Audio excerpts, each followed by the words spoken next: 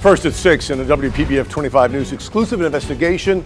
The motive of the man convicted of trying to assassinate Donald Trump in West Palm Beach remains a mystery. But tonight, new insight from letters Ryan Ruth wrote to his children while he was in jail. Good evening and thanks for joining us here at 6 o'clock. I'm Todd McDermott. And I'm Felicia Rodriguez. Investigative reporter Terry Parker has exclusively obtained those letters containing his entire opening statement and closing argument. And Terry, these are words the jury never got to hear. Right. Ryan Ruth's daughter asked me to retrieve those letters, and she gave me permission to open them and to read them. So now, for the first time, we know what was in Ryan Ruth's mind when he aimed that loaded semi-automatic rifle through the fence of Donald Trump's golf course, with Trump just one hole away. Get out of my face. Sarah Ruth and her brother Adam last saw their father Ryan Ruth in September, leaving court on his way to jail. Dad, I love you! I love you! I love you! And they still haven't seen these letters he wrote to them from his jail cell. You are absolutely the best children ever. Love, Ryan. Delivered to their Hutchinson Island hotel after they'd flown home to Hawaii. I interviewed Sarah exclusively during the trial, and she texted me after it was over, asking if I would get the letters. So I did. So he sent quite a few of these. 5 thick envelopes, all postmarked September 19th, 3 days before his conviction.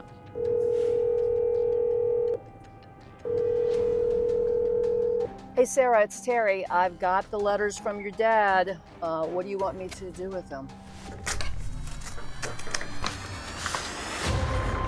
5 letters, 48 pages containing Ruth's full opening and closing statements that he had planned to read in court. This is his closing argument that we didn't get to hear in its entirety. That's because they were so long and rambling, Judge Eileen Cannon cut him off after just a few minutes. But Ruth wanted the world to hear his defense.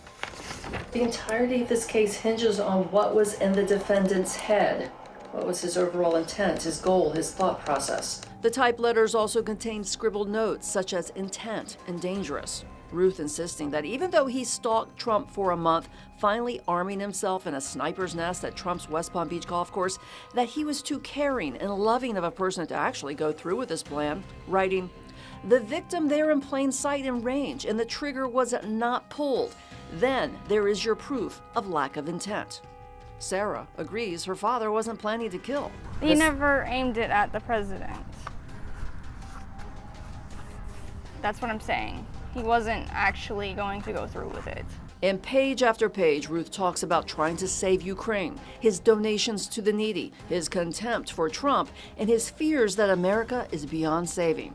What he doesn't write about is why he was staked out for 12 hours at Trump's golf course, armed with a fully loaded semi-automatic rifle with a bullet in the chamber, if he didn't intend to kill the president. He did show remorse once to his children, writing, "I am so sorry." Since then, Ryan Ruth has sent me 3 emails from jail and this handwritten letter, an update to his closing arguments in which he says he no longer wants to live. Writing this, "I must apologize to mankind and my fellow man for being a constant failure. I am sorry. I will beg of Cannon for an assisted suicide state as I cannot bear what our America has become. So sorry, Ryan Ruth."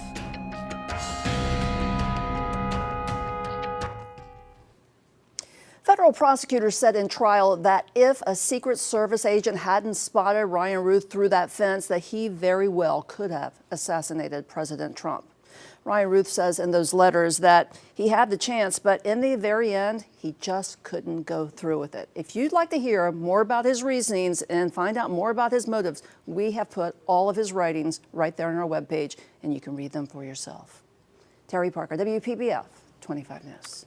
Fascinating work, Terry. Thank you. A reminder, you can see Terry Parker's investigations every Thursday evening right here at WPBF 25 News at 6. You can watch your past coverage anytime by going to our website, WPBF.com, or downloading our free WPBF 25 News app.